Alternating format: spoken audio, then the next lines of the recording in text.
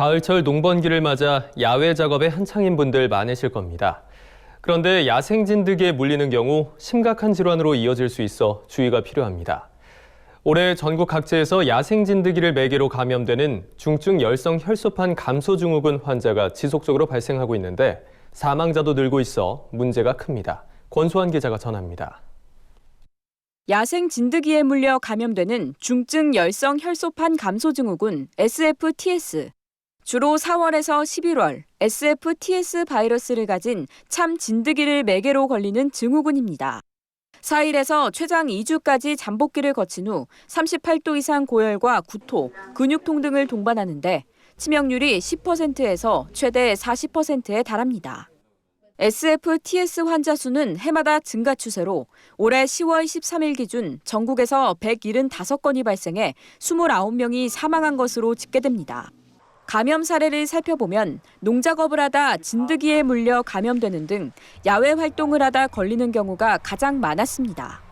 문제는 감염 연령층입니다. SFTS 주 감염 연령층은 50대 이상인데 농촌 지역에서는 65세 이상 고연령층에서 주로 발생해 면역력이 취약한 노인들의 경우 사망할 수도 있습니다.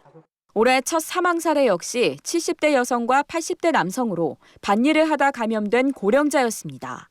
확진자가 다수 발생한 강원도에서는 이달 5일에서 7일 동안 감염된 3명의 환자 중 80대 노인 1명이 사망에 이르기도 했습니다.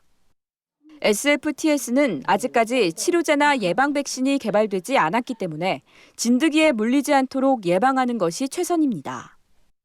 때문에 야외 활동 시 긴 소매옷과 긴 바지, 장화 등을 착용해 피부 노출을 최소화하고 귀가 후에는 벌레 물린 증상이 있는지 확인해야 합니다. 야외 활동 후에 그 몸이 가렵거나 좀 그 벌레 물린 증상이 있으면 샤워를 하실 때 반드시 그 벌레 물린 자국이라든가 이런 거를 확인할 필요성이 있습니다. 흡혈을 하게 되면 육안으로도 가능합니다, 확인이. 야외에서 농작업을 할 때는 소매와 바짓단을 단단히 여미고 평상시 일상복과 작업복을 반드시 구분해서 입어야 합니다. 또 풀바디에 옷을 벗어두지 말아야 하고 귀가하면 즉시 옷을 털고 세탁해야 합니다. 진드기에 물린다고 해서 모두 감염이 되는 것은 아니지만 고열과 구토, 설사 등 이상 증상이 발생하면 즉시 병원으로 가 진료를 받아야 합니다. MBS 뉴스 권소환입니다.